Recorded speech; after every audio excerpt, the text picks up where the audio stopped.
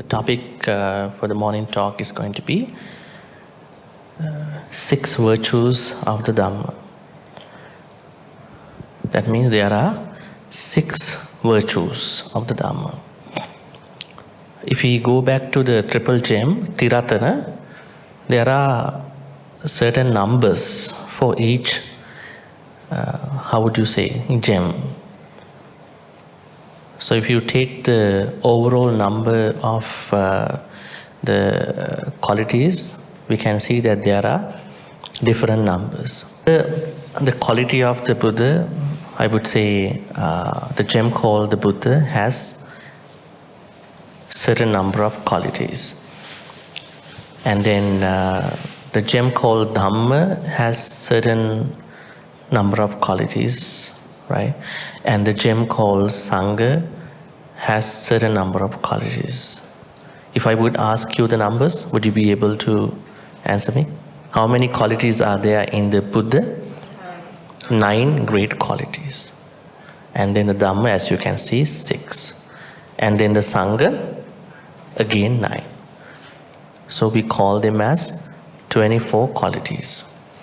Actually, the the level of qualities can go high up, but these are the very important dimensions of the triple gem. Ratana, right? Now when somebody from a non-Buddhist background is to come to a Buddhist monk or maybe to a monastery,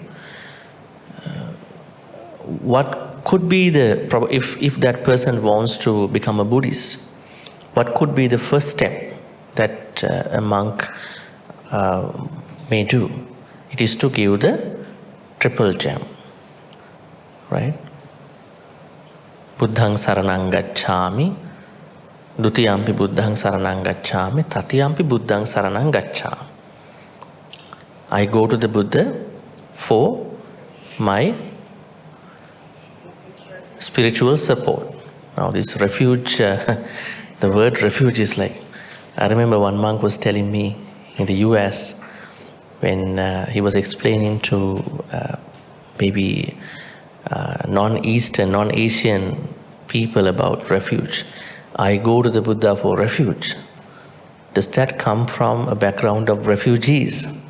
Because they have a problem about refugees, because those people are moving up from Central America, right? So, well, I mean, let's pick up a translation that might reflect what it is, because this is English. So we have no problem in switching on to a better translation. So I would say Sarana could be for our spiritual journey, maybe the journey to attain Nibbana. So this support, right? So you can't name it spiritual refuge. You can't say that. The word has a loaded meaning actually, right? So why is someone expected to go to the Buddha, Dhamma, Sangha 3 times? It is to maximize the idea that without the support of Buddha, Dhamma and Sangha, we are not able to follow the path, right? So we should have an enormous amount of saddha, the word that we discussed yesterday about Buddha, Dhamma, Sangha with an inquiry-based understanding. Our saddha should not be limited to a certain faith. Faith means you have to accept everything as it is. Although these are very valuable teachings, but we still try to understand with an inquiry about how these things work. So Dhamma has 6 qualities, as you can know. First of all, let's take a look at the word Dhamma. What does Dhamma mean actually? Teaching. This is one meaning. And then Are there many other meanings for Dhamma? What could be the rest? Phenomena. Right? Any other meaning for Dhamma? Universal truth. Any other meanings about Dhamma? Are we talking about Dhamma or Dhamma? These are two words. Right? Dhamma or Dhamma? Do you get what I mean? Huh? No. Then we have to understand that. You can see a difference, huh? This H. There is no H. What would you think about the difference? You find this word somewhere in your readings. Could you think about where you found out this Pali term? You might be embarrassed if I say the place. Yes. Itipiso Bhagava Arahang Samma Sambuddhu Vichacharana Sampanno Sugato Lokavidu Anuttaro Purisa Dhamma Sarati. That actually here's something. Purisa Dhamma. So this has to be actually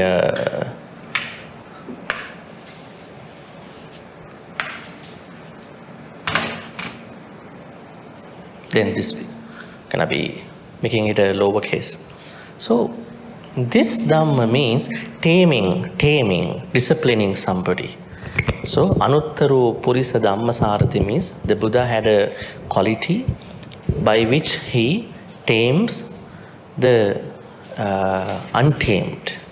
So these individuals are supposed to be untamed, like Angulimala, Alavaka. Then there are so many other non-humans, humans that he tamed down. He's supposed to be untamed. So the word Dhamma without H means taming down, curbing, taming down. But the way how you might pronounce could be the same. Dhamma is what we are discussing today, and then Dhamma. So every time when you say the second gem, Buddha Dhamma Sangha, you say Buddha, Dhamma, and Sangha.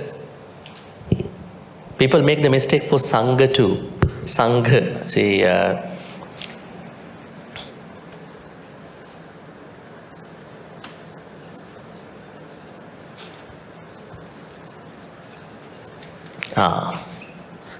Sangha and Sangha.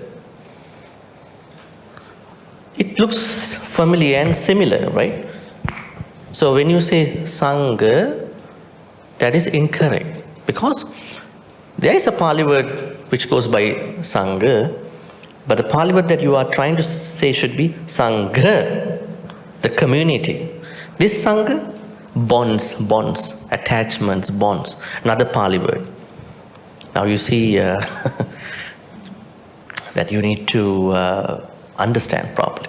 So I'm not going to talk about Sangha. There may be another speaker who will be discussing this.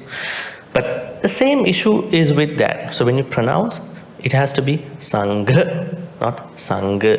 Sangha means bonds. You can see here, a bond. Not the financial bonds, huh? It's the bond, attachment, bond that we are making with other people. Sangha is the community. Here, Dhamma means, mere Dhamma means taming. But this is what you call Dhamma that we are going to be discussing today. All right, so how are you supposed to pronounce this word? Huh? What is that? Dhamma. Dhamma. Because this is called aspirate. In English we call it aspirate. So you have to pronounce with the H. Dhamma. Like not Buddha.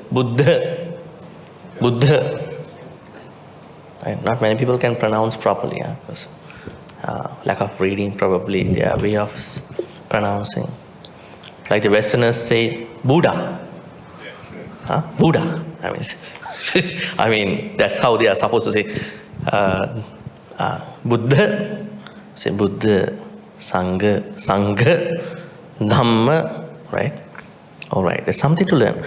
And then something else that is interesting. Now, as I said, this. Sorry.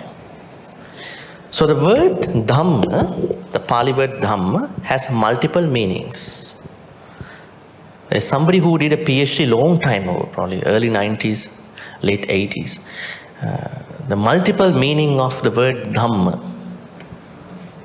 I think the PhD is online. John Rose Carter. You might see. It's a good one, actually.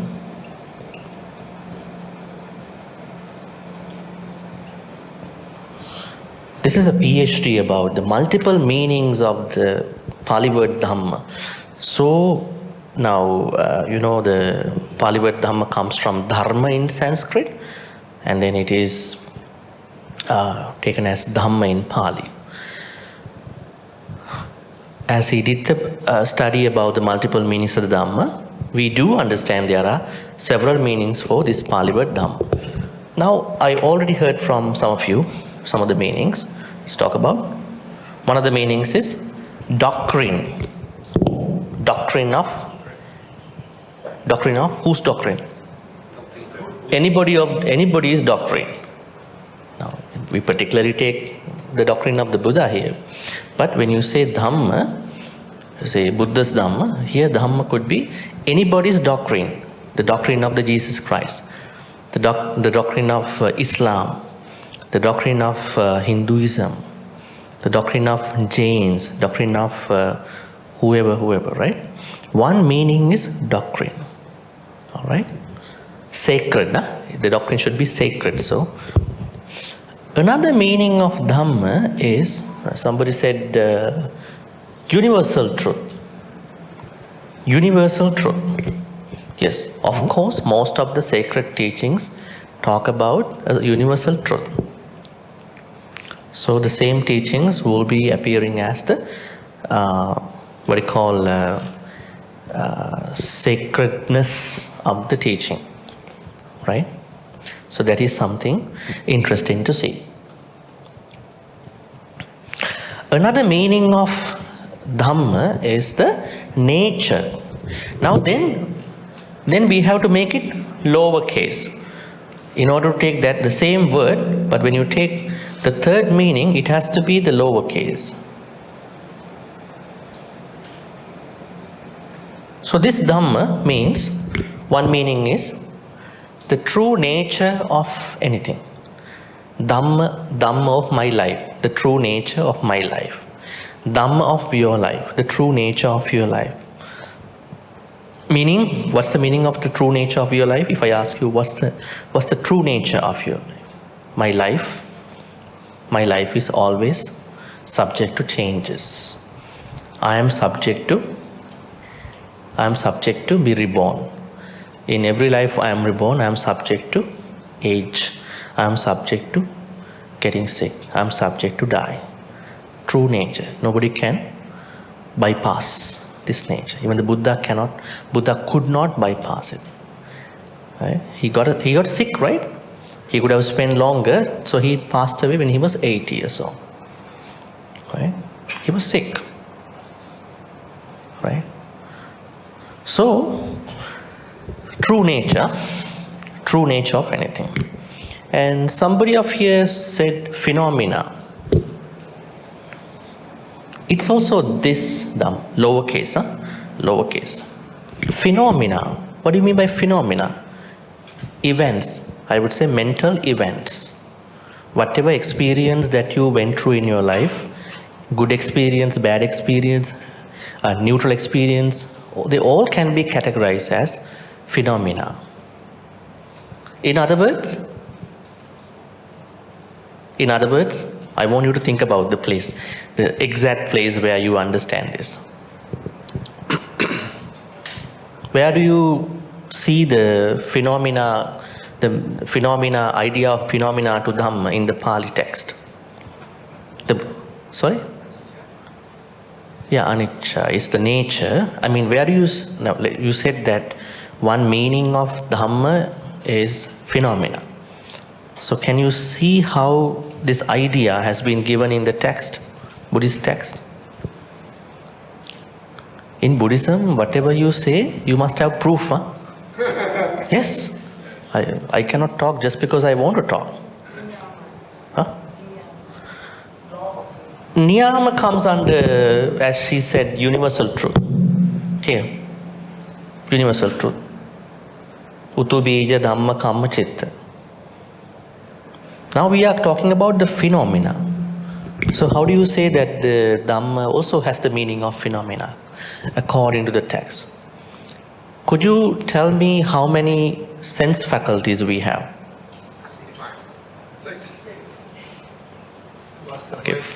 Okay. Chakku, sota, gana, jivha, kaya, mana. Eyes, ears, nose, tongue, body, mind. What about the objects that will be taken by these sense faculties? Other side. Let's go to Pali. Rupa, Saddha, Gandha, Rasa, Pottabha, Dhamma. There you see phenomena. See the what do you call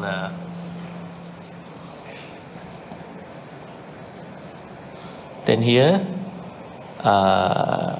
Chakku, Sota, Gana, Jivha, Kaya, Mana. Chakku, Sota, Gana, Jivha, Kaya, Mano. These are the sense faculties.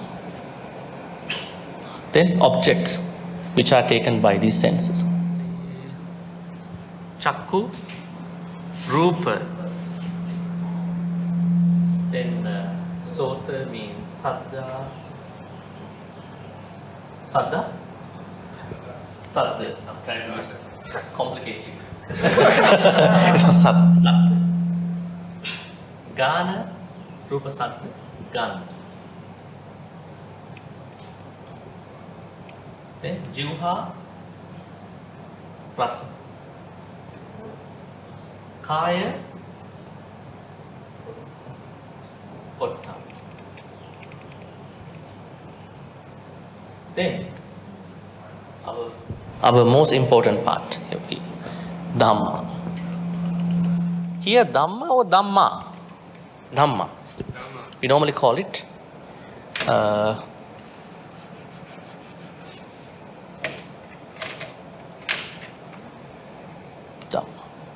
This is the idea of phenomena with regard to the Pali word Dhamma. Now, Chakku means piece of eyes. How many eyes do you? Number 5. Pottabha, touch. Eyes, then the images. Yeah, Rupa.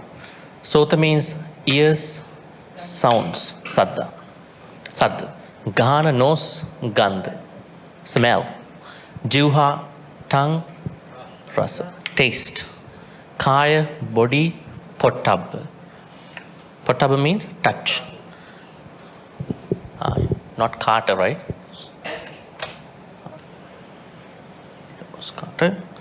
And then here, mano, mind.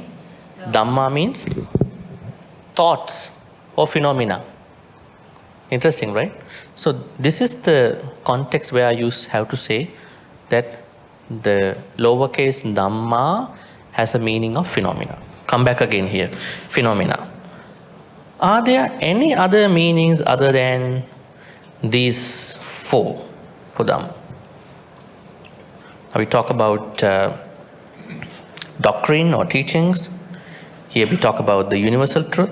Here we talk about the true nature of anything. Here we talk about phenomena, that context. Any other meaning?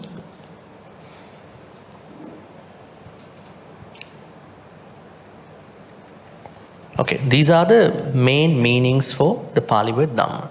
Now, as you brought up, there's something that we can talk about. The Pali word Dhamma in the context of universal truth, right? The Buddha says that all our experiences are not happen through karma. Very interesting, right? A lot of people, maybe Buddhists, who don't have a thorough understanding of how many experiences happen in our life, simply blame for their own karma, which is incorrect.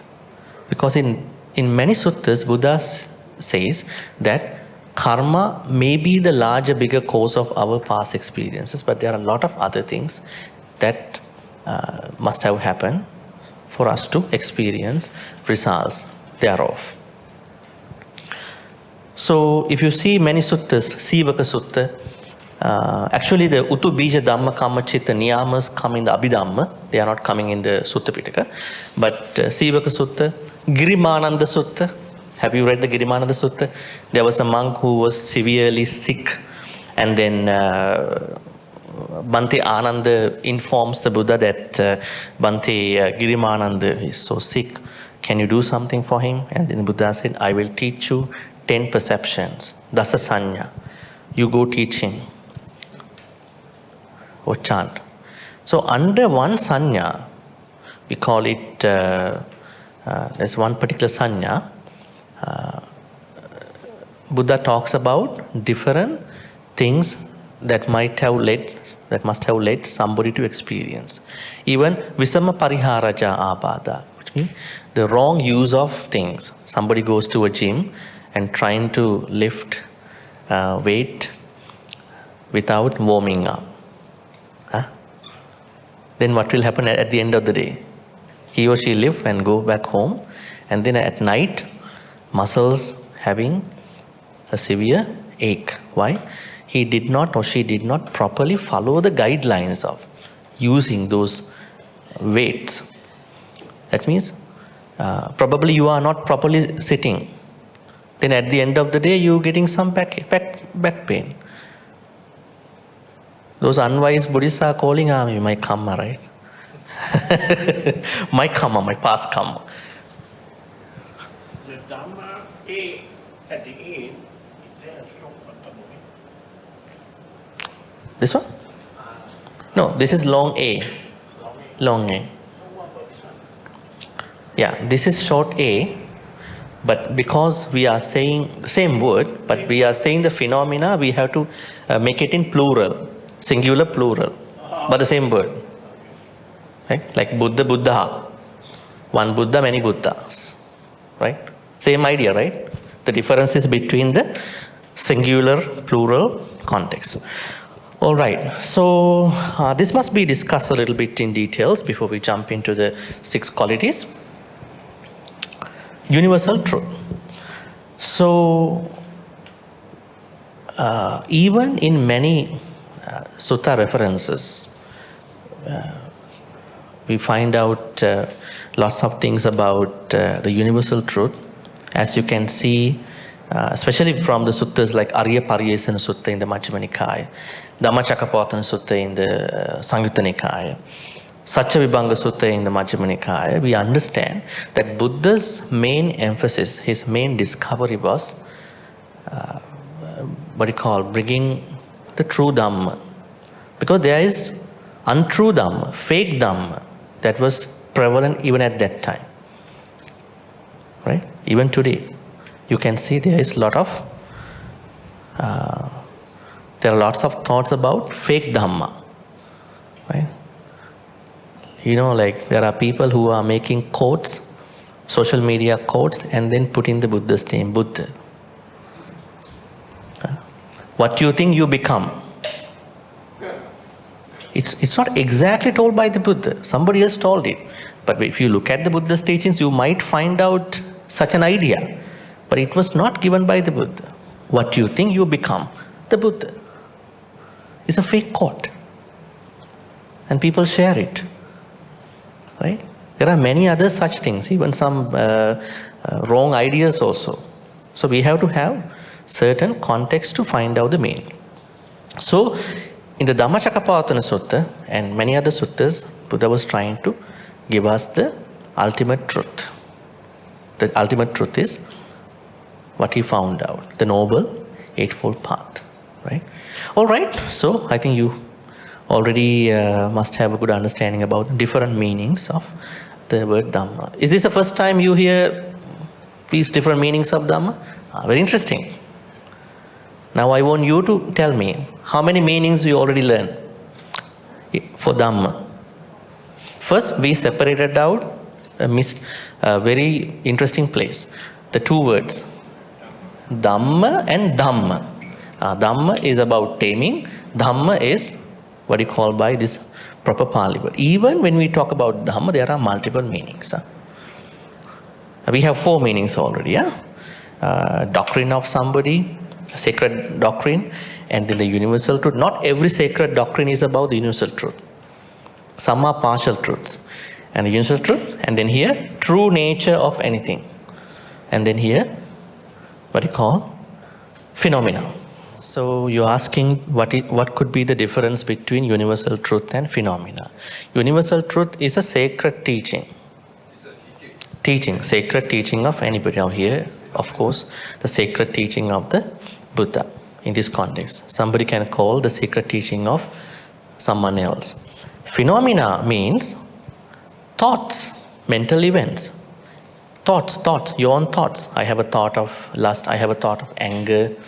Your thoughts. It's related to the Mano. 5 aggregates.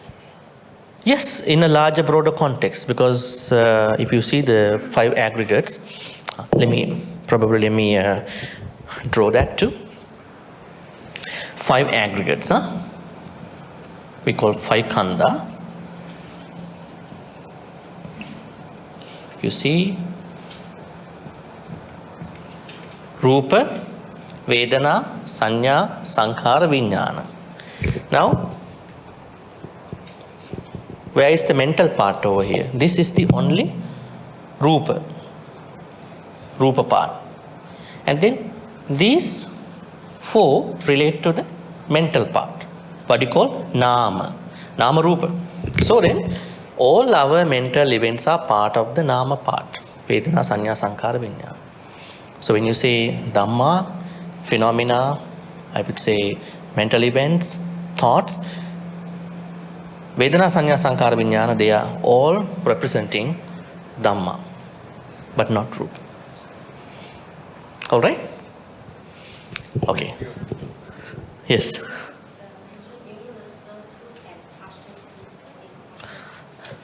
Some doctrines can be considered as partial truths. Now, if I take an ancient example, during the Buddhist time and before the Buddhist time, there were very famous 6 teachers. Remember? 6 heretics. 6 heretics. We call them heretics, but they are very famous, popular teachers who had lots of students. So, if I look at their philosophies, teachings from Buddhist perspective, for me, their teaching has not covered the whole reality that I see through Buddhism. So I call it as a partial truth, right? It's like a kind of a black and white understanding about something, right? Because there might be a gray area of the problem, right? That's why I call it partial truth. Because when you see from Buddhist perspective about other philosophies, you might feel that they may be partial truths. All right. Interesting, huh? Now we are going into the 6 virtues of the Dhamma. All right. Can somebody tell me what they are? What the 6 qualities are of the Dhamma? Truth. Svakkhato. I will have to write them too. Is it okay if I erase? Okay.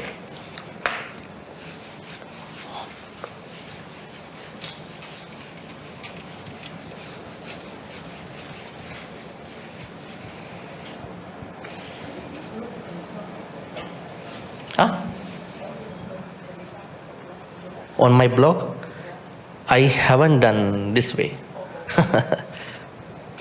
Maybe you can write down now. Huh? Six virtues? Yes, I'm going to write now. Haven't thought so. maybe in the future, yes. This is exclusively for you. Novitiates and then the Upasikas. Okay. 6 qualities. 6 qualities, of the Dhamma.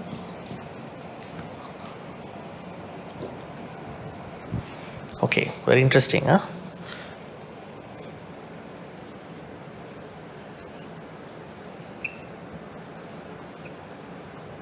First one. What is the first one?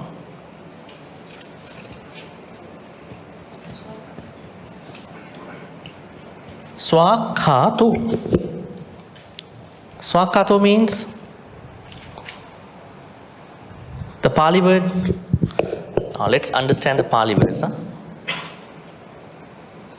Akkhato. Akkhato means expound. Okay. That is the famous translation, expounded. Any other translations too? Svakkhato. In case you have a problem in understanding some Pali, what you need to do is to go to the maybe digital Pali reader. I'll help you, huh? There is a website. I mean, there are couple things you can do if you want to know what you call the some meanings about certain Pali words. One is to go to the online Pali dictionary by PTS. This is the most scholarly place. This was added to internet a few years ago by the University of Chicago. And then next one is digital Pali reader.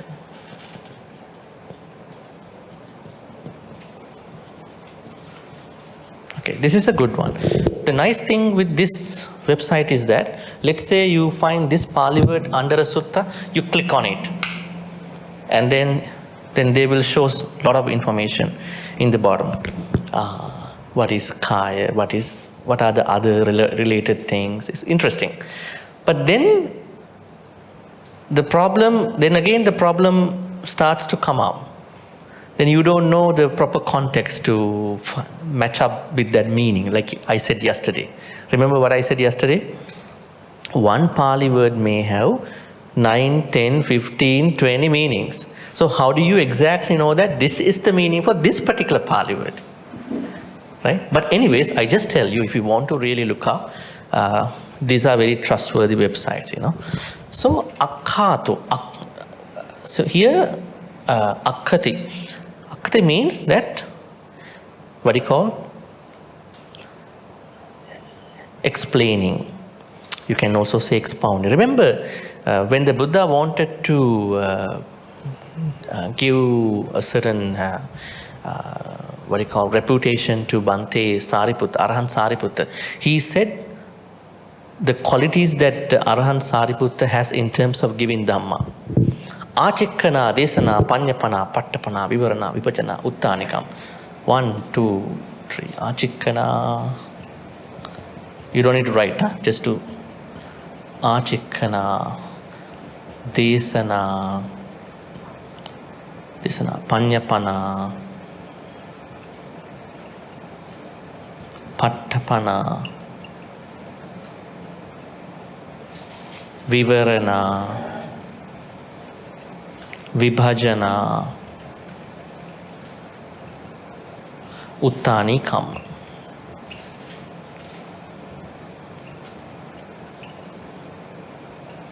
I will tell you.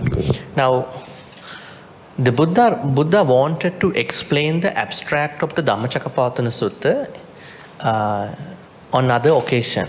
Because Dhammacakkappavattana Sutta is not very explained about the truth. So then, the Satcha Vibhanga Sutta was given by Arahant Sariputta. So before Arahant Sariputta was going to explain this detail, explanations about the Dhammacakkappavattana Sutta, the Buddha wanted to tell other monks the skillful qualities that Arahant Sariputta has in terms of giving Dhamma talks. Actually, these are very interesting even for a normal Dhamma speaker. Now see Achikkana. Achikkana simply means explaining. Desana, giving or delivering. Panyapana, I would say trying to, label certain, maybe detail certain Dhamma things. Pattapana means establishing. Every Dhamma speaker is supposed to establish. Vivarana, I would say making commentaries. Vibhajana, divide. I would say analysis. Right? Analysis. Uttani kamma means making deeper Dhamma shallow. Now when you hear some Dhamma talks, you getting complicated with what you know already. That is this quality of a Dhamma speaker. Dhamma speaker should be able to bring the people to the further level, next level of what they know. Maybe the audience also may have some issues. Maybe some people were born with issues in their life, so they cannot understand the Dhamma. They can listen to the Dhamma, they cannot understand. Maybe couple karmas in past lives are trying to trouble that person. Right? So anyways, so Svakkhato means well explained, or I would say, in other words, well expounded too. All right? How do we understand that though? There's an interesting Pali phrase that I can tell you. Adi kalyana, majje kalyana, paryosana kalyana. Sattaka sabhyanjana, kevala paripurna, suisuddha. This is interesting to understand this Svakkhato. No space, huh? Adi kalyana. Adi kalyanang, majje kalyanang, paryosana kalyanang. So, the Buddha's Dhamma that he expounded to us is complete. I mean, it's well at the beginning. It's well in the middle. It is well at the end. I mean, you don't need to cover up. You don't need to fill up anything when he gave a Dhamma talk. When somebody gave a Dhamma talk, because sometimes when some Dhammas are actually taught by some people, I mean, probably non-Buddhist too, you might see that there are issues. You may have to fill up at the beginning of that Dhamma talk, in the middle, and at the end. But because the Buddha's Dhamma is well expounded, there's nothing to fill up at the beginning, in the middle, at the end. It's well done. Some explain as beautiful in the beginning, beautiful in the middle. Bad translation. That's bad translation, correct? That's bad, but they are referring to this, but it's not literal, it's contextual translation. It's So it means complete, is it? complete at the beginning, complete in the middle, complete at the end. That means if you understand minor Dhamma things, minor Dhamma teachings, a moderate level of Dhamma teachings and deeper Dhamma teachings at different times, there's nothing to fill up, saying that there is a certain area that Buddha had not touched. So all are complete. But be careful, do your inquiry. I mean, this is just to understand, because we are not able to probably understand this level, this nature, because we are not enlightened people. This has been given from an enlightened people's perspective. So we might think, maybe there is a certain area that needs to be filled in, right? So, Adi Kalyana, Majje Kalyana, Paryosana Kalyana. Then, Sattaka Sabhyanjana. The meaning is clear. Sattaka. Sattaka means the meaning is clear. If you read any Dhamma paragraph in any sutta, you would see that if you really have a good Pali knowledge, the meaning is super clear, called Sattaka. Then Sabhyanjana. Sabhyanjana means there are required phrasing in terms of certain teachings. Now, when the Buddha was explaining certain teachings, the Buddha used certain phrasing. Without those certain phrasing, people don't understand. So, because the Dhamma has those certain phrasing, we call it Sabhyanjana. Then Kevala Paripurna. Now, this, what you call the phrase that I am reading now is given in many suttas. Huh? In many suttas, you can see that. Kevala Paripurna. Absolutely complete. There's nothing to, there is nothing to add. Now, when you look at Dhamma like this, if there are the books available over there, there's nothing to add. Buddha did not talk about this aspect, that aspect. It's absolutely complete. Paripurna. Finally, Parisuddham. Now, even somebody might call that his or her own Dhamma. Maybe their own teacher's Dhamma is Adi, Majje, Pariyosana, Sattaka, Sabhyanjana, Kevala, Paripurna. Now, there is an issue with Parisuddha, purification. Because the Buddha's teaching is all about purification. What purification? The body purification? Purification of thoughts. You don't have to purify your mind. What are you going to do with the purification of the mind? Thoughts. Mind is just a faculty. You are going to purify your Dhamma. In other words, Chittanupassana.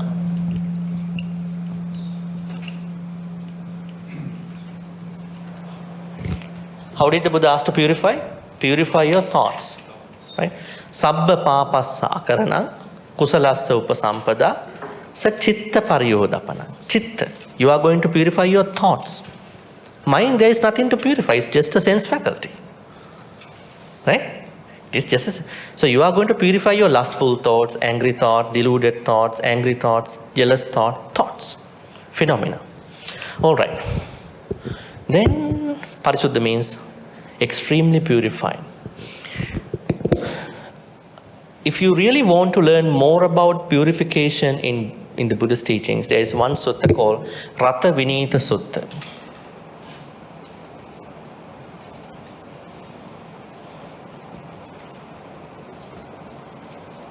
It's also Vinita, Bhante Vinita's name is there. Vinita. This Vinita is actually discipline. This is a sutta in the Majjhima Nikaya. This sutta talks about the purification in lots of details. We have to purify we have to purify us from the sila, chitta, ditti. There are 7 types of purification. So if you want to know more about the purification, Parisuddha of the Dhamma, go check this out. Rathavin Sutta. All right. Now, as you can see, Svakkhato means that Buddha's Dhamma is well expounded because of these reasons. Adi Kalyana, Majje Kalyana, Pariyosana Kalyana, Sattaka, Sabhyanjana, Kevala Paripurna, and Parisuddha. Make sense? Then, what is the next quality? Now, this is the general nature of the Dhamma. Then the rest of the qualities are inherent qualities of the Dhamma. This is the general quality of the Dhamma. The rest, 2, 3, 4, 5, 6. Those qualities are inherent ones. So we're going to be looking at them. Svakkhato Bhagavata Dhammo Sanditthiko. Sanditthiko. Can you see some translations over here? Can you translate this? Can you understand some Pali words here? Sang means good. Dittika means seeing. Ditti means seeing. Views, seeing. If you learn some Dhamma teachings in the way of understanding Pali words, it is pretty easy to understand. Now, see next time. Svakkhato. Svakkhato. Su means well. Akhato means expounded. Then when it is combined, Pali words are always combined. Why is it? Pali language has been always come to us in oral tradition. So the senior monks didn't like to go by a lot of words. So they always combine words together just for the easy memorization. So Su Akhato became Svakkhato. Su means well, Akhato means expounded, given. So next time you see, Akhato is expounded, Su became Swa, that means well expounded. Very easy to understand. Here, once again, Sanditthiko. Ditthika means seeing. Sang, it has to be well seen by us. Sanditthiko. How to do that? What are we going to see? We have 9 things. Sotapatti Magga, Sotapatti Pala. Sakadagami Magga, Sakadagami Pala. Anagami Magga, Anagami Pala. Arahanta Magga, Arahanta Pala, Arahanta. We call them 9 things to experience in this life. Is Buddhism for next life? No. Not for those devotees are expecting, may I be reborn in heaven, you know. That is their only wish that they are trying to make. So, if they have that thought, then they are not getting benefited with the second quality of the Dhamma. So, Buddha says, the Dhamma's benefit is mainly for this life, to become a Sotapan. Sanditthiko, so you have to see it. So it is well seen. So you have to well see that benefit. How to well see? You practice your own Dhamma thing and try to become a Sotapan. So you have to see. What you have to see? You have to see the truth. Right? Yatha bhuta jnana dassana. Right? Yatha bhuta jnana dassana.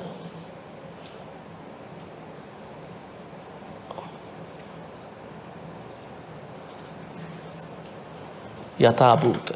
We call yatha bhuta. This reality. Right?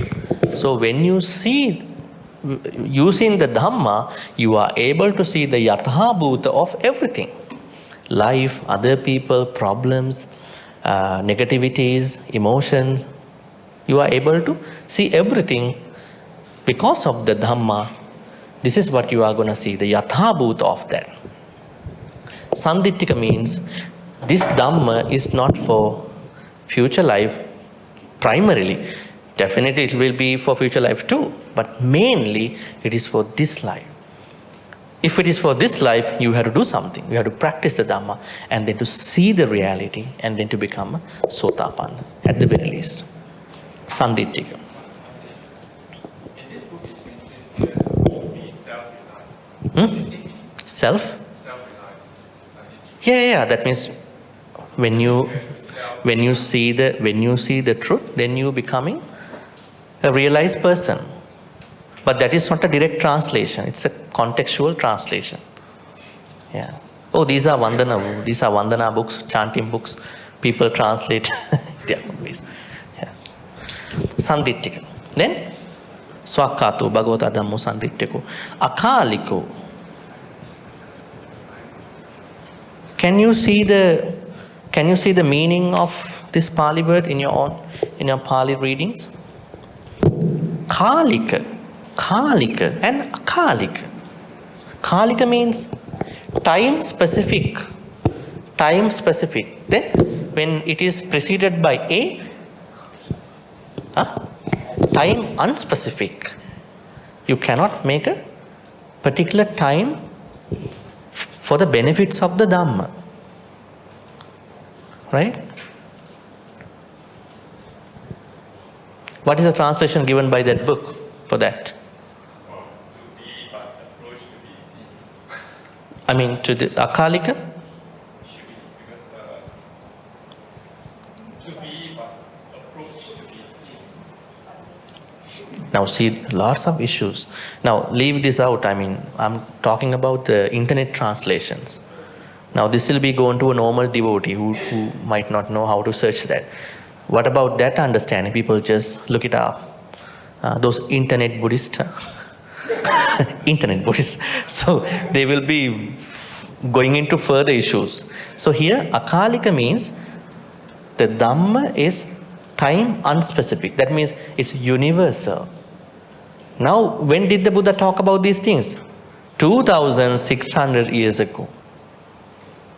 What a long period is that? Can you change any of the Dhamma teaching that you see in the text? Can you change? No. Is there any Dhamma teaching that has some implications with the modern world? Yes. There are. What Dhamma teachings are they?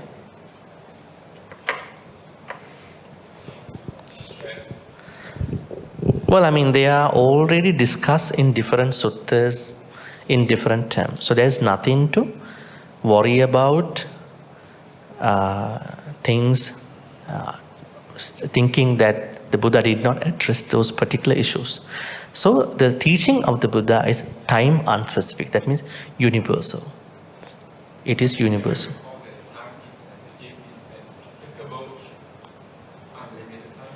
Yeah, universal. Universal means any time. Right? Now the word universal has been used by many people. Huh? Even those people who want to buy a charger, can I buy a universal charger? Universal charger. So that means this charger can be used with any gadget, any maybe Android, iOS, anything, right? Universal, that means that word has been gone to many things. So here universal means time unspecific. That means there's no, so you cannot say it was only for the Buddha's time. But there are, yes. I see the Chinese translation here. In add one more thing, it is not restricted by the time and the space. So Yeah. There's no meaning for space over here. You can take the, yeah. There's no meaning to the space. So universal mean space is included too. Let's say, because Dhamma teaching is for everybody. Everybody who is living in any place. So that means space is implied already. Yeah, infinite, so it is included. Space, different people, different timings. Mainly timing, because it doesn't matter what space is that. What matters is the timing. Because we've been actually passing lots of periods so far. All right, so Akalika means timing, no specific timing. But have you found out certain Dhamma teachings, maybe some of the Buddhist teachings, where you have some issues in understanding the modern context? One thing people might be confused is that only a male can become a Buddha. Where was it given? In one of the books called? Is that true? That's what I'm asking, and I'm going to talk. It's frightening, isn't it? Okay. Yeah. That is given in the Buddha Vansa, one of the Kuddaka Nikaya books. That's why I'm calling. One of the books called Buddha Vansa. There are 15 books, Kuddaka Nikaya. This is not, according to us, this is not directly early Buddhism. Exactly. Yes. But what they say is that no one is permanently a female or a male. Buddha talks about a samsara, not one life. Right? Yeah. So that is how we have to take it. Not approving what that says. So we have to understand that from a context, by rationalizing, by understanding the specific context. Any other teachings you have found a little bit confusing? Bhante, would you suggest that we try to stick to certain... Yeah. Bhante, would you suggest that we look at the complete picture. Yes, it works, huh? Mm-hmm. Yes, keep talking. Would you suggest, Bhante, that we stick to the original teachings and, rather than keep investigating, then it will create more confusion? No, I'm trying to tell you, like yesterday, Use both what is supposed to be the true Buddhism, early Buddhism, that is the first four Nikayas, Diga, Majjhima, Samyutta, Anguttara. Khuddaka Nikaya and the rest, we are normally taking not as the early Buddhism, not early Buddhism, we cannot say it, not true Buddhism. So early Buddhism is what we discuss from the first four Nikayas. Even in the first four Nikayas, we may find certain places to be a little bit different, certain places. One issue is that there are some suttas, because the suttas have been coming to us from monks, right, lately, many senior monks. So when the monks from lower caste became monks, they were trying to attack the Brahmins. Even in their preservation of the Dhamma, there are certain, not everything, certain tiny places. That again brings us to say, please follow a good teacher. Do not just go to read suttas alone, because the teacher will tell you these slight things. But for the time being, what I say is early Buddhism is the place that you have to follow. Anyways, Akalika means time unspecific, that means universal. Dhamma is universal. Everybody can be benefited anytime, anywhere in the world.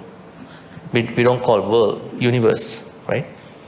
Then Svakkhato, Bhagavata Dhammo, Sanditthiko, Akaliko, Ehipassiko.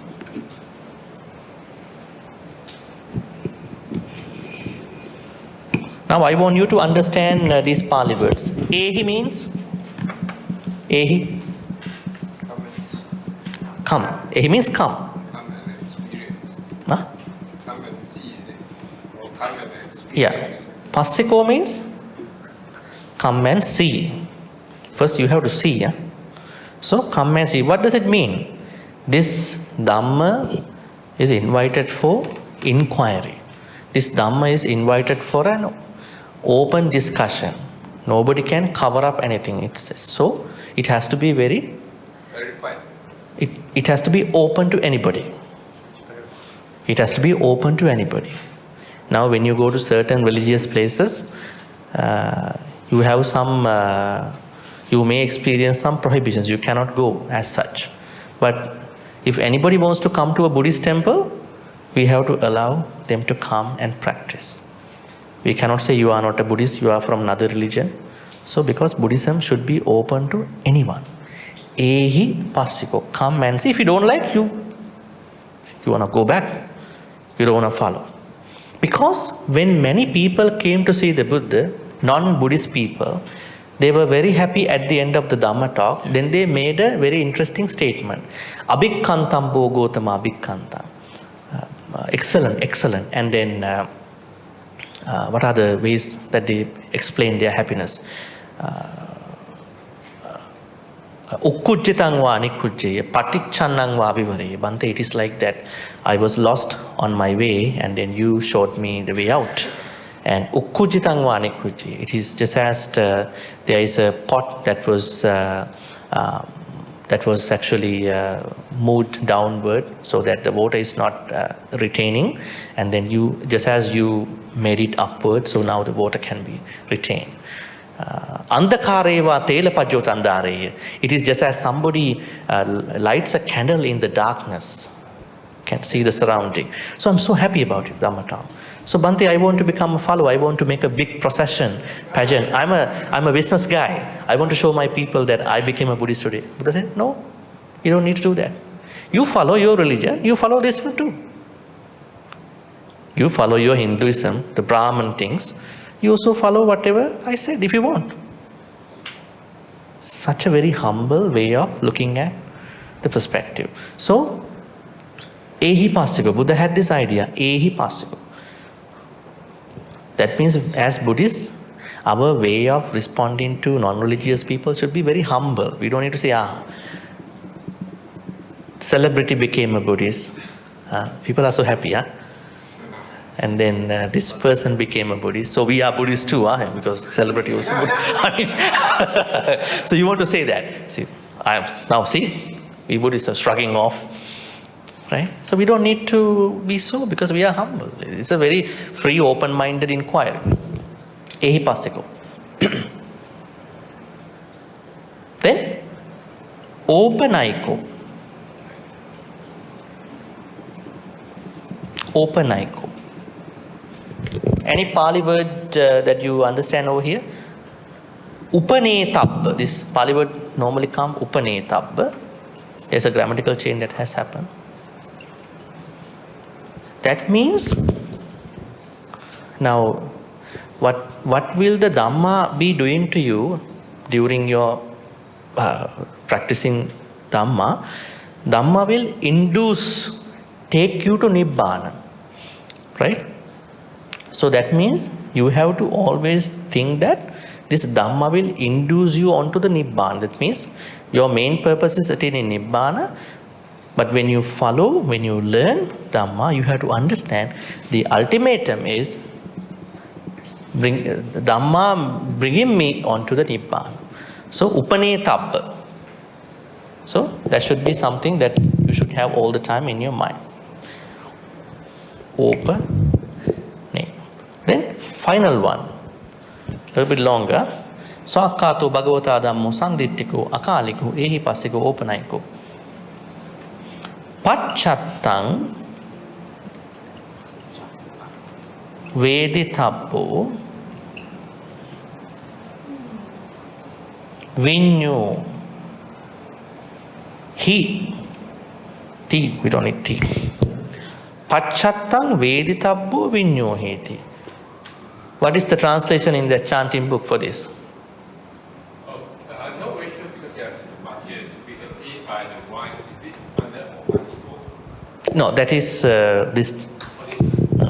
All right. To be attained by the wise, each for himself. Paccatam. Paccatam means each. That is true. Each. So, now you may listen to Dhamma, you learn Dhamma, you might memorize your Dhamma, but the most important thing is that you have to understand the Dhamma individually. You have to become a wise person in order to understand the Dhamma. This means Dhamma will take us to wisdom. It does not take you to mere knowledge if you practice it properly. Right? Now there are a couple things to understand. We know knowledge. Then intelligence. Then wisdom. A lot of people are struggling with their own practice with these two attached to the Dhamma, intelligence and knowledge. So wisdom means something more than intelligence and knowledge. It's not the mere knowledge, it's not the mere intelligence. Dhamma is for the wise people. Now there's a wrong quotation spreaded by many some time ago saying Buddhism is for intelligentsia. Have you seen that? Buddhism is not for intellectuals. Then all these intellectual people should be taken as Buddhist, really following the true Dhamma. Dhamma is for wise people or people who want to become wise one day. Wise potential, so already wise people. Now, if you are a wise person, then you will practice Dhamma individually. Paccatam Veditabbho. Then you will know the Dhamma individually. Actually, it is true. When you sit down as a group, your knowledge, intelligence, Dhamma going beyond these two, and then you're becoming a wise person, and then you will experience Dhamma individually with your personal life. Take the mic, the small one, yeah. Yes. Bhante, you said it is to be experienced. Okay. In other words, we have to listen whatever that is presented from a source that is reliable. Otherwise, there would be much more confusion, isn't it? Well, I mean, you may not be able to sometimes change the Dhamma speaker. Of course.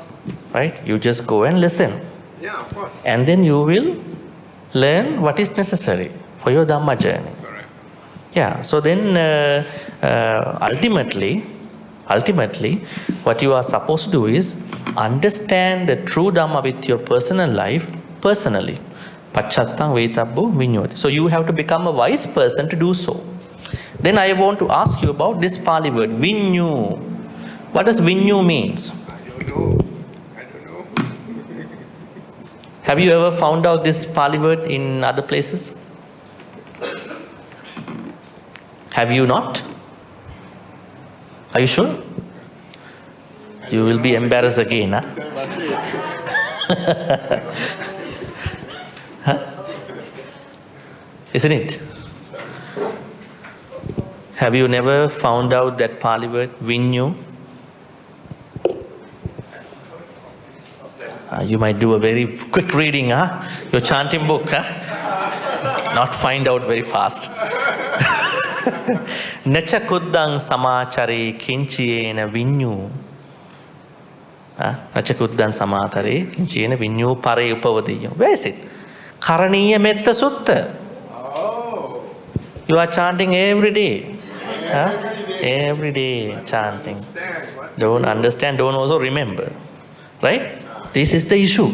That's why I'm telling you, it's very important to learn. Nacha kuddang samachare kinchiyena vinyo pare. That means we should never make even a slight mistake that is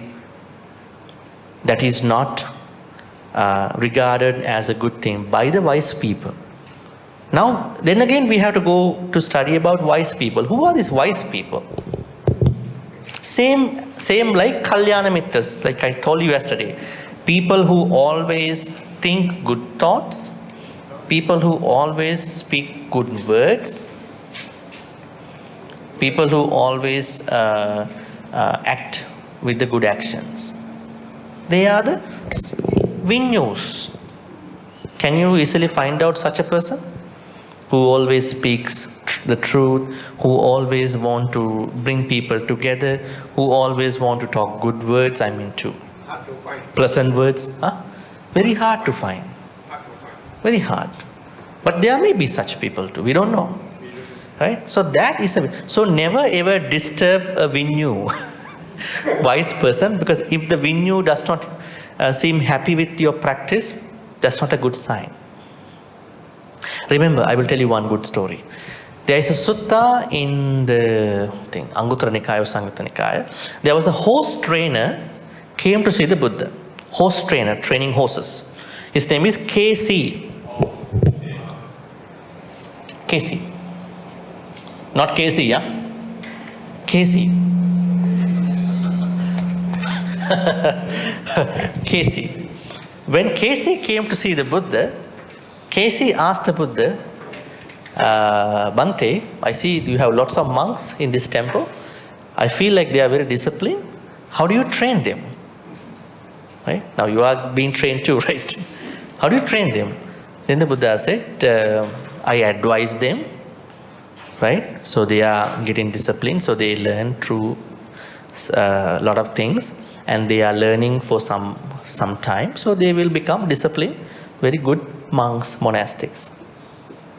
Bhante, what about a monk who is not going to be disciplined, who does not follow your advice? What would you do for that monk? Then, actually, the Buddha asked the same questions from him first. So he said, Bhante, I'm training horses, and I train all the horses this way, that way. And then the Buddha asked, what if that there is a horse that is not going to follow your advices? There's one horse. Then he said, that's a futile waste for me to pay attention to this particular horse, I'm going to kill that horse because I don't have time to take care of the horse. Then Casey, horse trainer, asked back the same question. The Buddha said, I also discipline monks, novices, this way, that way. And then Casey asked, what if there's a monk who is not getting discipline in your advice? I am also kill that monk. Yes. Then the Casey was like terrified. No, you're supposed to kill monks. I am not killing monks or nuns in the way that you kill your horses. I stopped giving them advices from that day.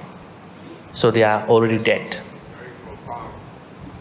I saw you went to the chief monk in the morning taking an advice every day. Huh? Good advices. If a very good Kalyana Mitta, wise person stops talking to you, you feel your whole world, as if your whole world would break into pieces. You don't get those good advices anymore. Right? He said, I will stop giving advices. So Vinyu is such important. Kalyana Mittas, Vinyus, right? All right, we are almost, the timing. And so these are so here what we have to understand is that you have to become a wise person to get the most of this Dhamma. By being a wise person, you have to understand Dhamma individually. So, Paccatam. That means when you understand the Dhamma individually, you will learn the Dhamma in a hands-on experience way. That is much approaching, helping, supporting your Dhamma practice. Any questions about these 6 or whatever the things that I've been discussing?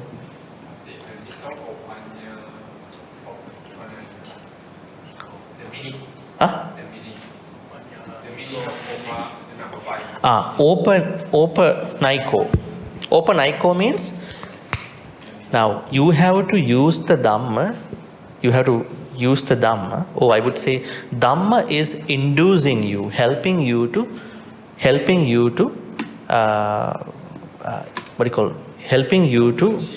achieve Nibbana, attain Nibbana. So Dhamma's main purpose is to bring you to Nibbana, the true Dhamma. So you have to understand that while you are learning Dhamma, while you are practicing, while you are listening to Dhamma talks, you have to understand whoever the monk is giving a Dhamma talk, whoever the lay speaker is giving a Dhamma talk, the main purpose of Dhamma, not that person maybe, main purpose of Dhamma is to bring us to Nibbana. So that is called Opanayiko. How many suttas are there in the canon? Now, Sutta Pitaka.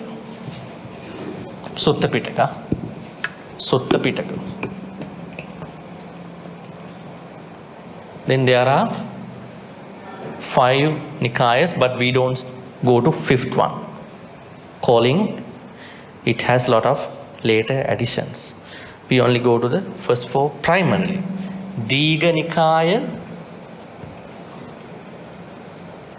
Majjhima Nikaya,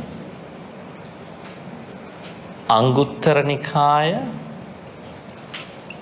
Sangyutta Nikaya.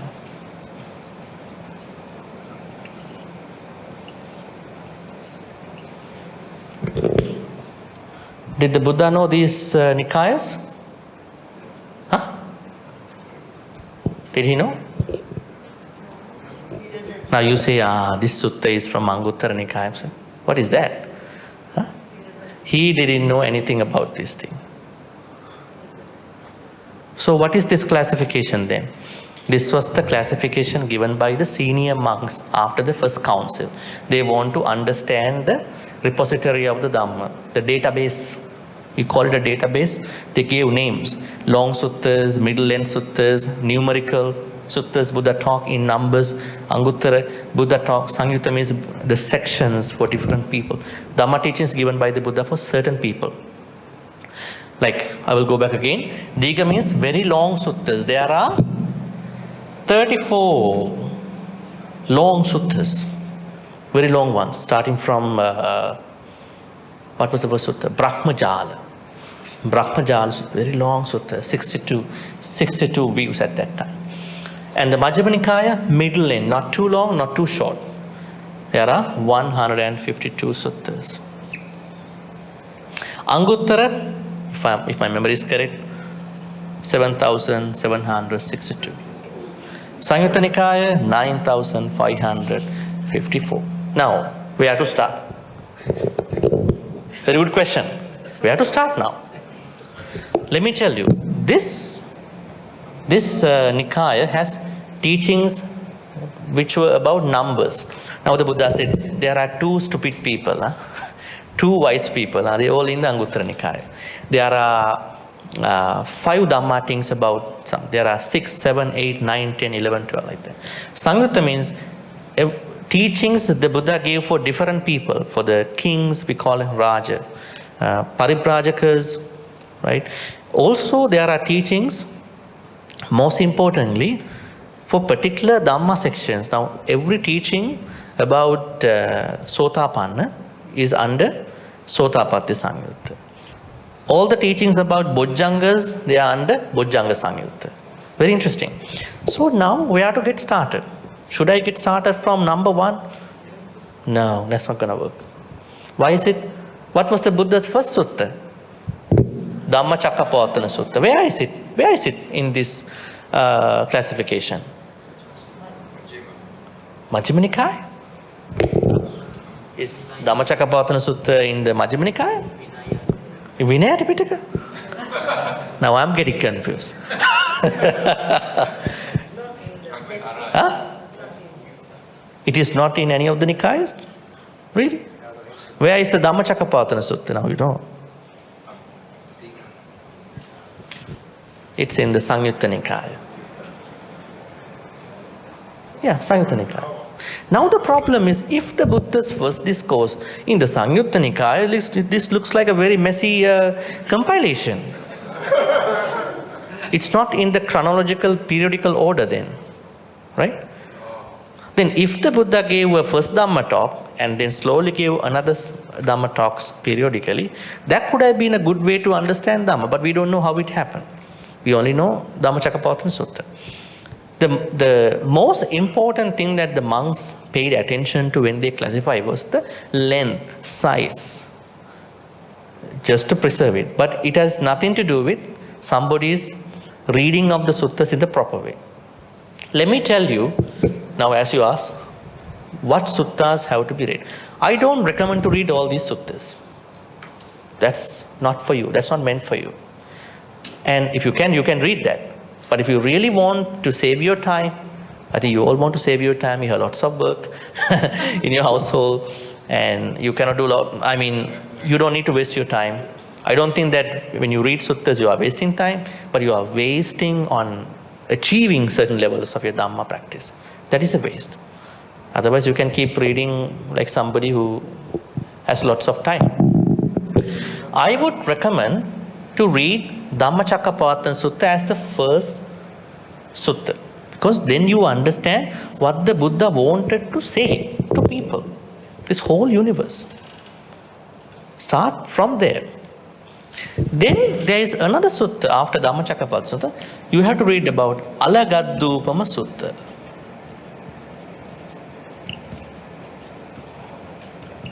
Alagad is Majjhima Nikaya. This sutta is the only sutta, the main sutta that tells us how you should learn Dhamma. That means methodology.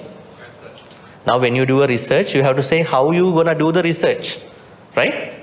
You're going to go here, you read these books. You got it. Yes, see. MN 22. This sutta. Alright? MN 22, Majjhima Nikaya 22. After that, you can read, now this is Dhammacakka is the first one. Second one is Alagaddupama. Then you can read Satcha Vibhanga Sutta, which I already given you. And then Satcha Vibhanga Sutta. Second one, Alagaddupama.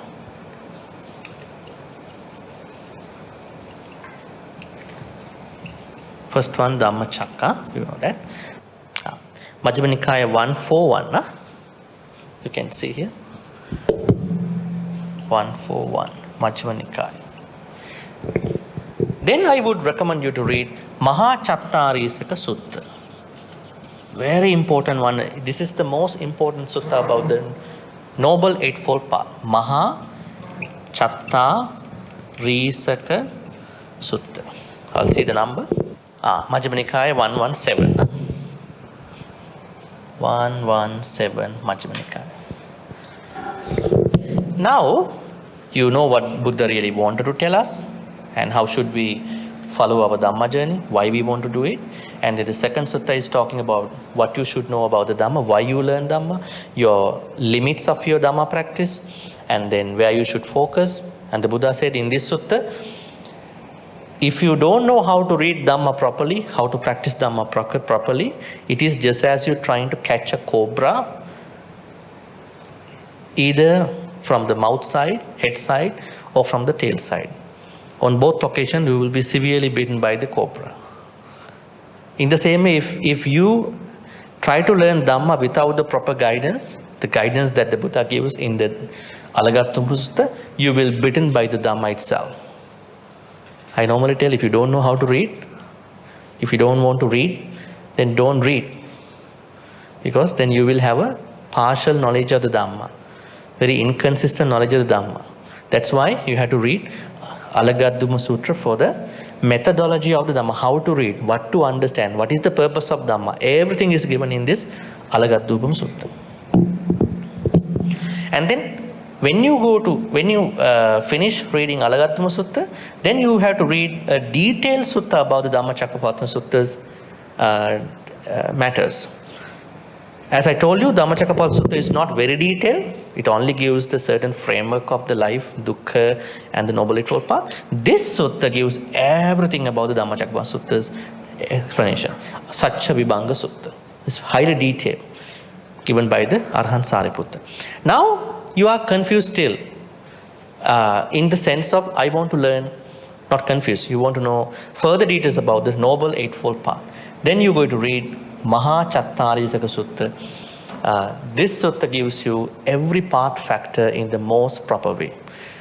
And now you have a very good understanding about the Maha Chattarisaka Sutta, Noble Eightfold Path. Now you want to read about the meditation, mindfulness. Then you go to Satipatthana Sutta.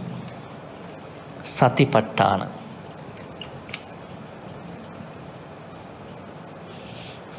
After reading these 5 suttas, have a break. Have a break. Have a break. And then reflect what you have been reading.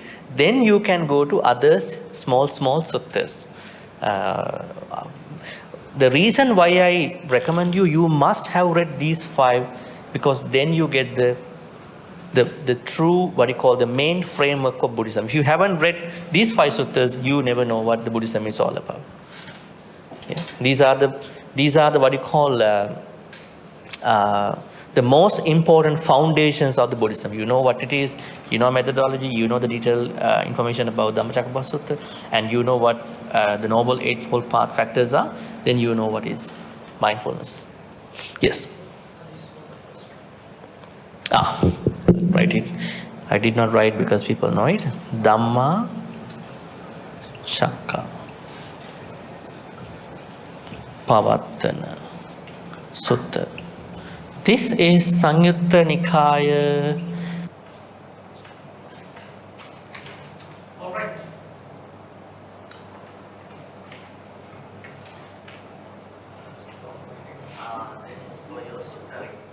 I haven't written something like this.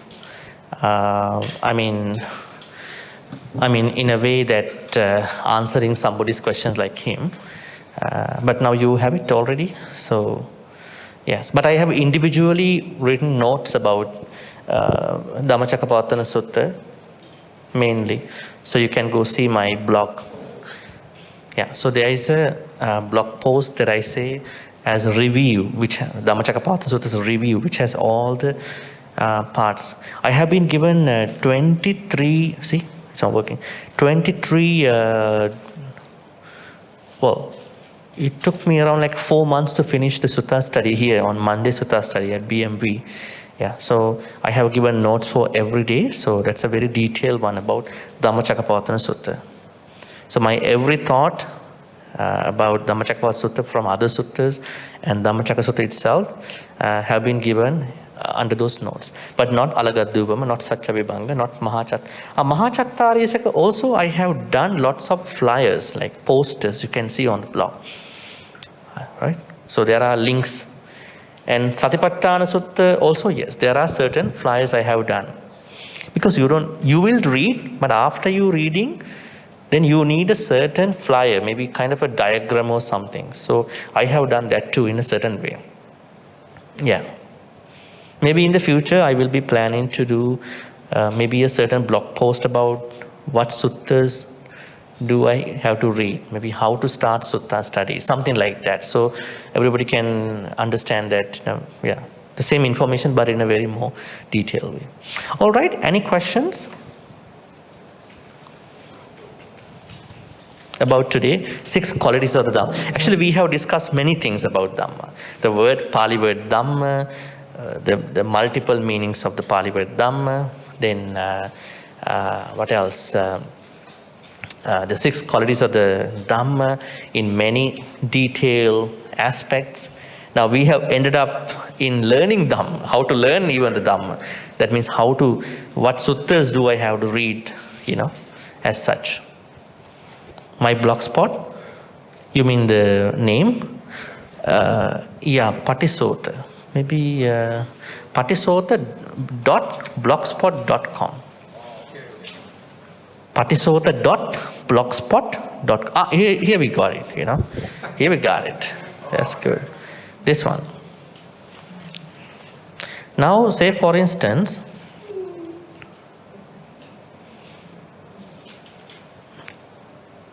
now the BMB Mandi Sutta study, I have started the second Sutta Sabbhasava.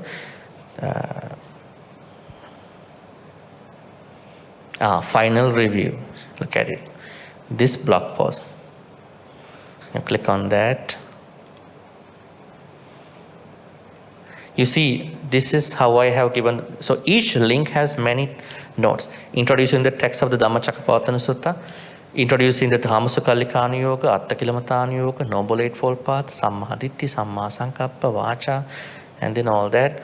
Review of the Noble Path, the first Noble Truth, second, third, fourth, Tiparivatta Dvadasankara of the Dhammacakkappavattana Sutta, Dhammachakku and the cry of deities in 6 heavens, cry of Brahmas and all that. Now if you click on one link, let's go to one link, Kamasukkallikāna Yoga.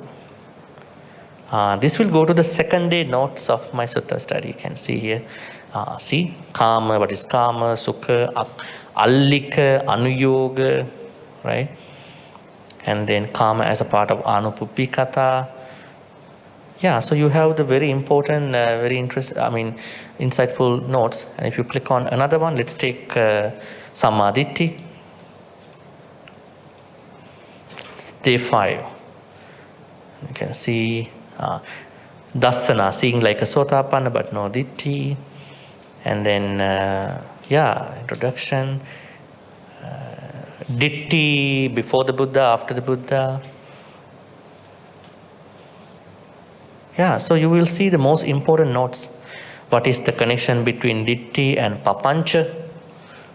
You will see all these notes. What is right view? When you click on this thing, see, it will take you to my flyers. Patisota means upstream. It's a Pali word. Our Dhamma journey in Buddhism is upstream, not downstream. Downstream is our normal Putujjana journey, like everybody go after sensual happiness. Everybody can do that, in different ways.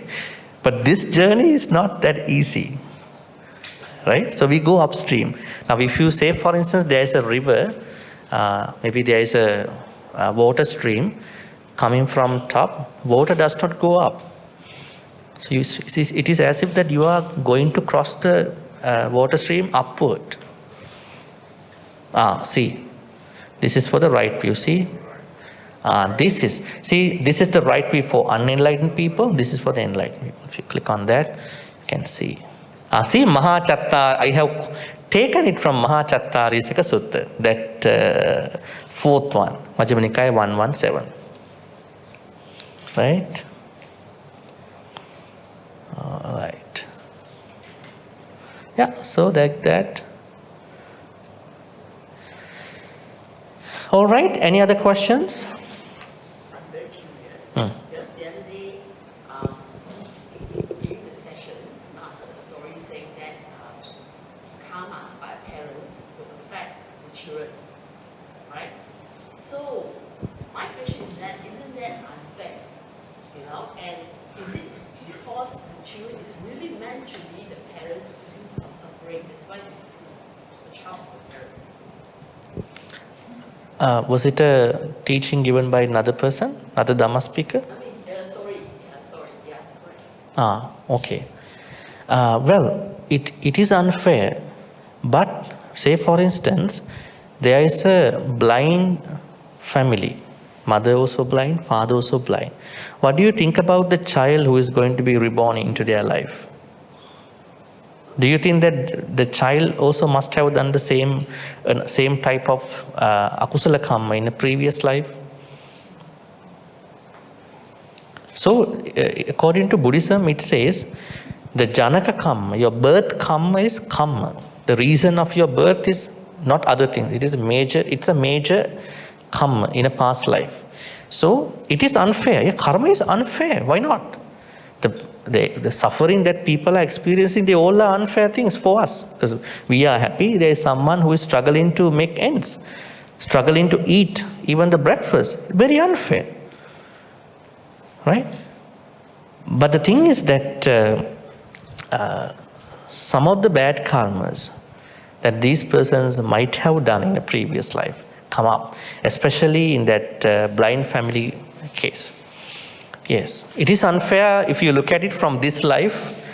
It might be the karma that person must have done in a previous life. That's what we understand. But as responsible people, we are trying to help out that child. We are trying to do something which is good for those children, those people. But the reason why they were born as such is a part of karma in a previous life. You have to keep in mind, every time you have good food, you eat well, you stay well, behind all these happiness, there is a karma you must have done in a previous life. Nothing is ad hoc, nothing is random. You have done your own good karmas in previous lives. That's why you are enjoying, you are experiencing. But does it guarantee that you will be the same in a future life? Until you attain Nibbana?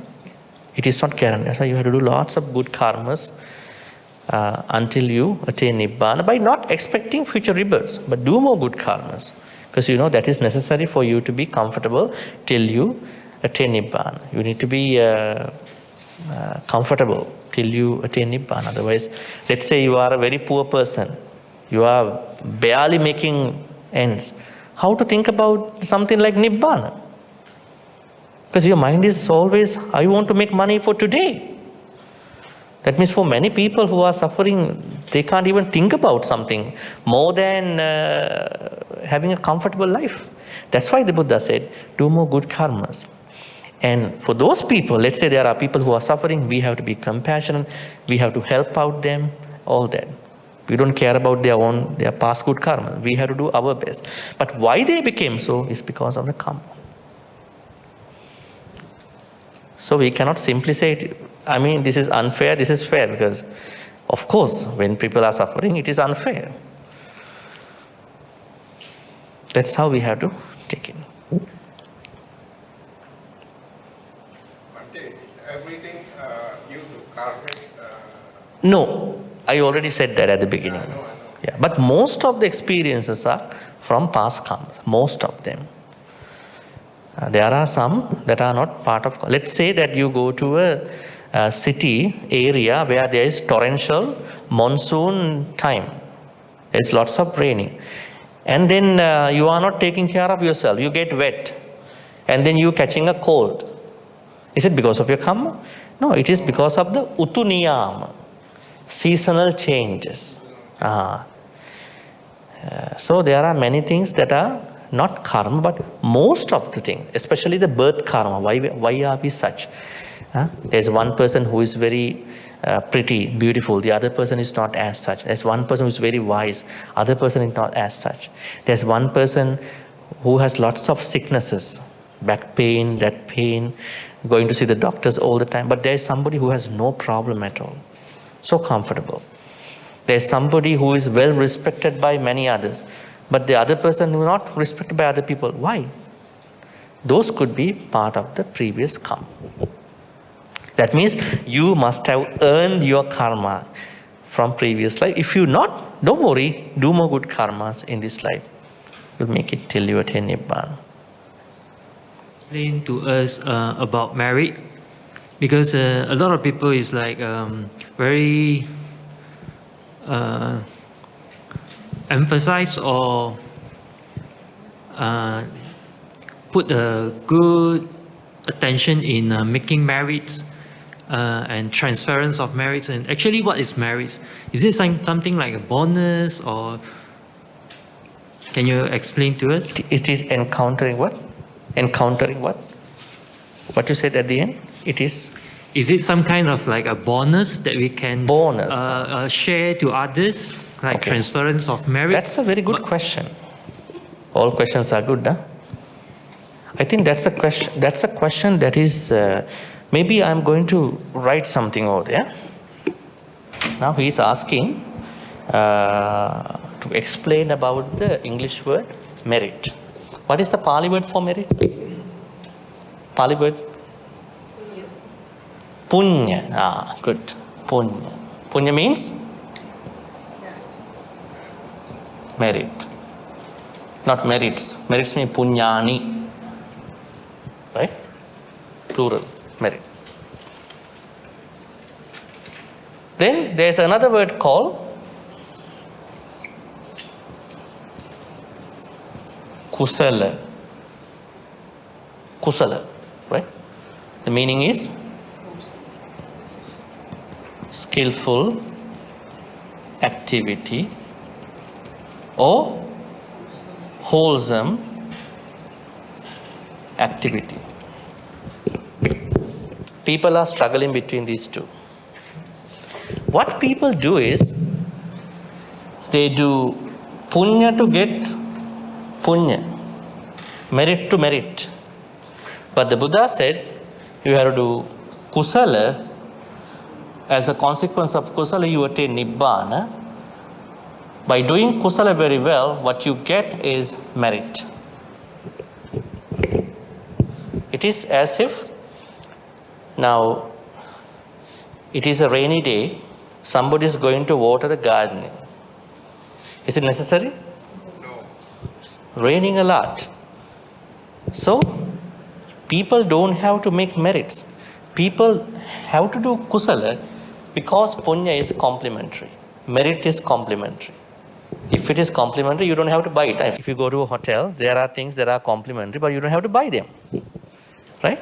So, people have to do kusala, not merit, because merits are what come as a result of engaging in the kusala activity. Now I will give you an example.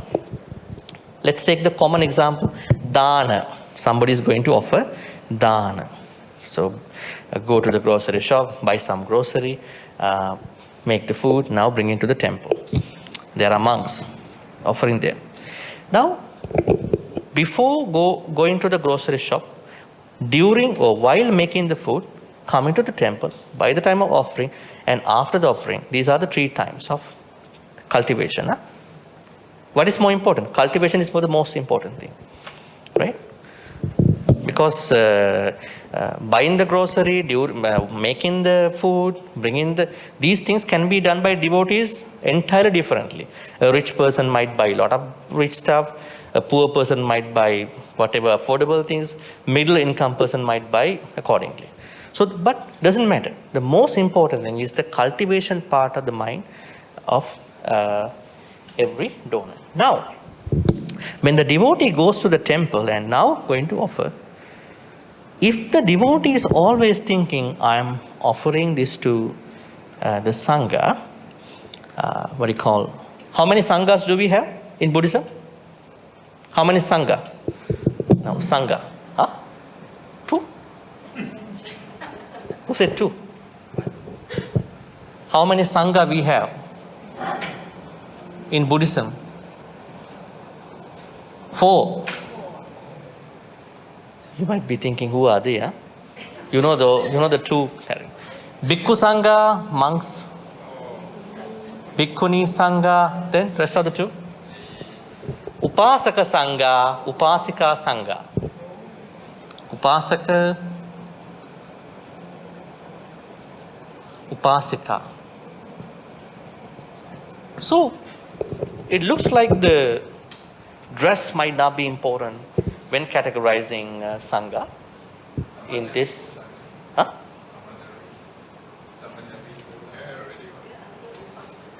No, Samanera is not a bhikkhu, but Samanera is going to be a bhikkhu. So we can include them here under bhikkhu category. Sorry, let me, bhikkhu, bhikkhuni, yeah, the sangha. No, I mean, when you see these 4 categories of sangha, you might be sort of confused. Then it seems to be the dress might not be a problem to become a part of sangha. Yes, it's not a problem. But when people offer things, they are only picking up these 2. Mainly bhikkhu sangha. But sangha is a very, expanded category. So why did the Buddha say upasaka, upasika are also sangha at a certain place? What about Vishaka? Take Vishaka. Vishaka is a sotapanna. Right? Then that means she is a Arya Savaka, noble person. So anybody who attains sotapanna is what we call a bhikkhu is attained sotapanna. Bhikkhu sangha, bhikkhuni sangha, upasaka. Any male being a lay person becoming a sotapanna is called upasaka sangha. Any female attaining sotapanna while being a lay person is called upasika sangha. If the lay person has not attained sotapannahood, then only just a upasaka, only just a upasika. Right? Now, the devotee is going to offer dana. The devotee does not know the level of cultivation of the recipient. It doesn't matter also because we don't go and check whether you have attained this and that. That is an unnecessary question. And monks and nuns are not supposed to say anything about their cultivations. It is a big offense in their Vinaya. They cannot say. Only devotees can understand certain things, and it's not necessary too, because we are only concerned about our own practice while helping others. While offering dana, if the devotee thinks, today I am offering dana, by the power of this dana, may I be reborn in a heaven. May I have this and that. Bringing lots of worldly expectations attached to that dana. Then that will be, that's going to be a punya to punya, merit to merit, merit to merit. But there is another devotee who is bringing dana even before going to the grocery shop. Maybe you have to call the Vihara temple center that I'm going to give dana, so just to find a date. And then buying groceries, now offering. Every time she or he is thinking, I'm not thinking about my personal gains in the next life. I'm thinking, may I be, by the power of this dana, may I be able to give up lobha, greed attached to my money for this dana. I'm not attached to this money, and I really want to let this money go. And then may I have no anger, I have loving kindness towards the recipients. And I have kamma vipaka understanding, no moha, amoha. Dana, metta, wisdom. Dana, metta, panya.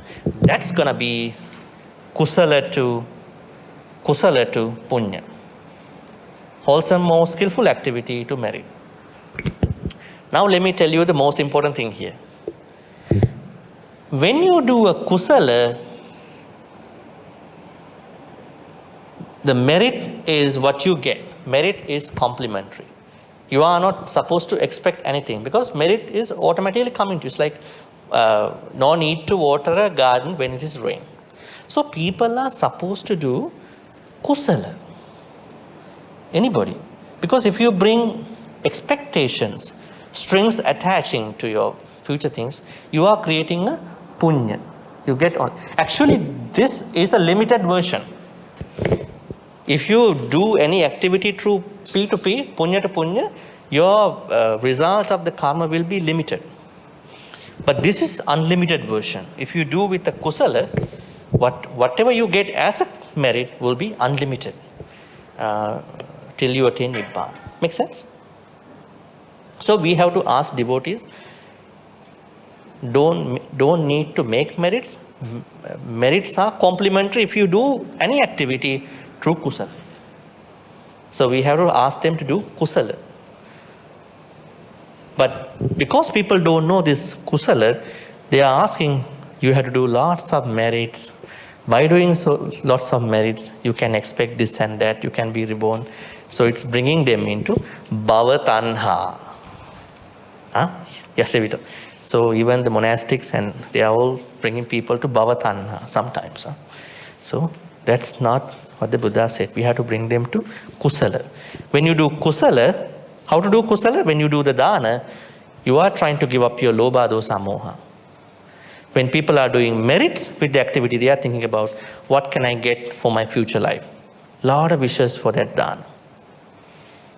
All right? That is why when you do a kusala, you have to be skillful. But when you are doing a merit, you have a bunch of thoughts going on about future things. All right? I think we are almost at the... It makes sense?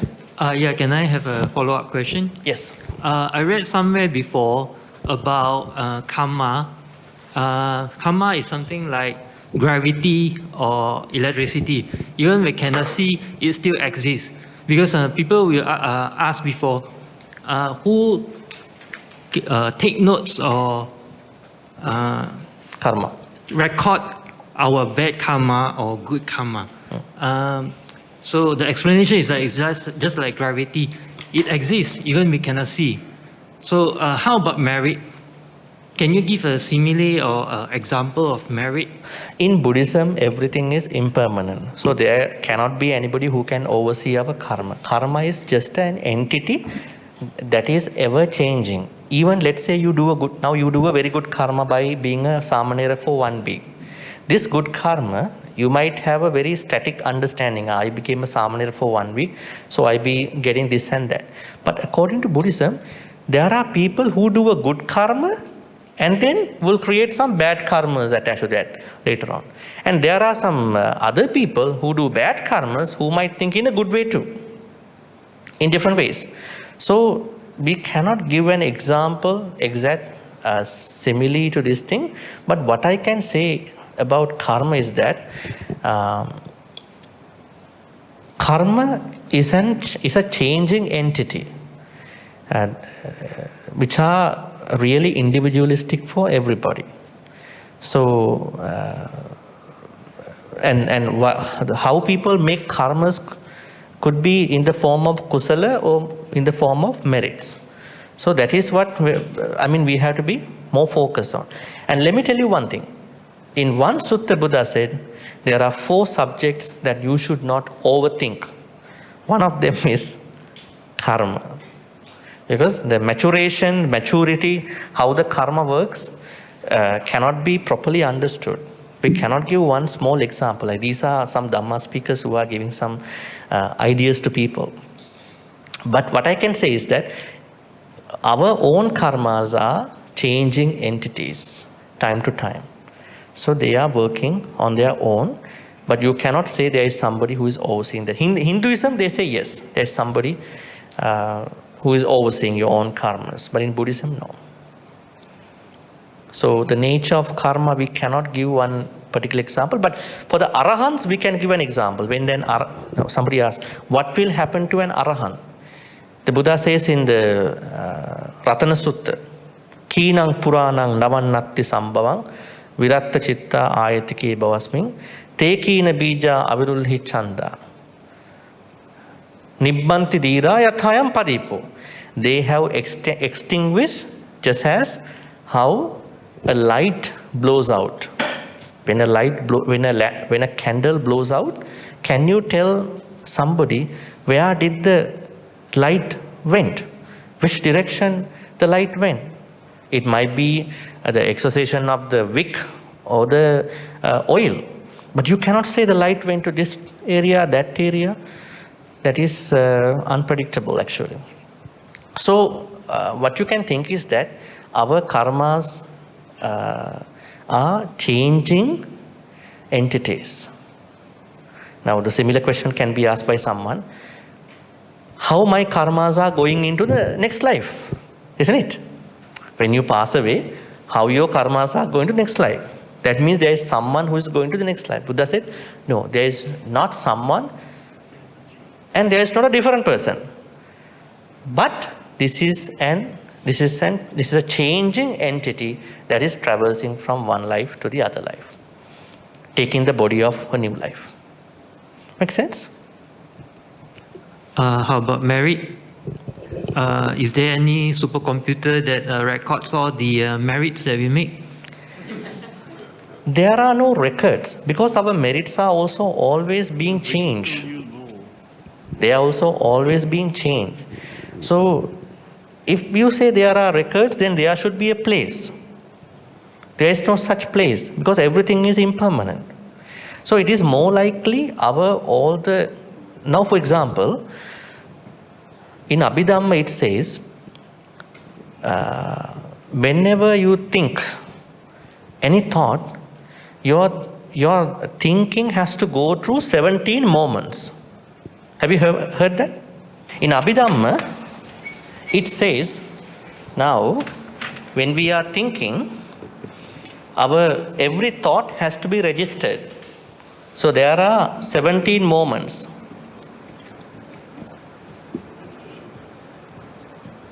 Interesting, huh?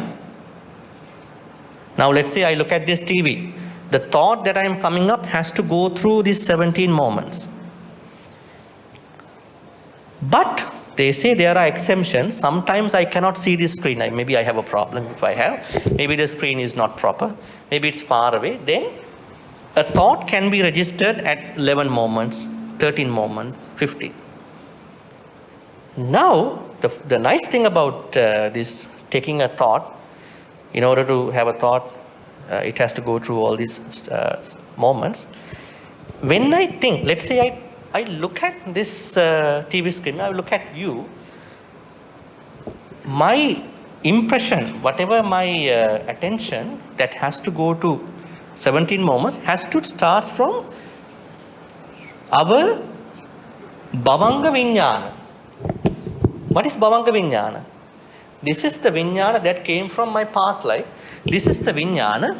The first 3 moments are pertain to the Bhavanga Vijnana. Okay, sorry. This is Bhavanga Vijnana. Now I have my own Vijnana now. The Vijnana in my this life. But let's say I see something, I smell something, I hear something, I touch something, I taste. Whatever the object that I'm taking has to first go through the first 3 moments that are part of the Bhavanga Vijnana. Bhavanga Vijnana means my Sansarik Vijnana, which I've been experiencing in past many billions, millions of lives, which will go to next lives. That means where are the karmas then, our merits? Merits, our demerits, all are here. All in our mentality. That is why, there's a classic example, somebody gives you an essay. There's a teacher who is going to give an essay to children, school children. The topic of the essay is, do we separate disruptive students? Or do we have to bring them together to find some good things? Or maybe are disruptive students taught together or separately? So all the children are writing an essay, maybe 20 children. But you see 15, 16 students are doing the best. Like they are scoring the best. But even you look at each essay, you still see the approach of different students differently. Why is it? They have scored the best, but their approach is different. Because when they think about the topic, the first 3 moments are attached to the previous life. this has your innovation, this has your what you call productivity that comes from previous life. So what I can say is if you are trying to specify a location of your merits, good karmas, we have to say it is inside this bhavanga vijnana, that is inside of our life at the moment.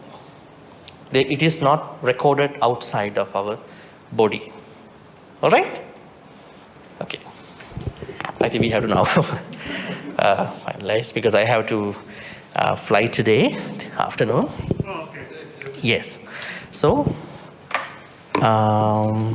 thank you for listening. At the same time, I hope that you've been learning a lot of things about the Dhamma, the word Dhamma, and the multiple meanings of the Dhamma. At the same time, 6 qualities of the Dhamma, and how to do a sutta study, how to understand different Dhamma concepts. May all these good karmas be transferred to all the departed ones. And let's say, may they be well and happy, may they attain the supreme bliss of Nibbana. Sadhu, sadhu, sadhu. May all the good karmas be shared by all the Deva, Naga, Mahidika.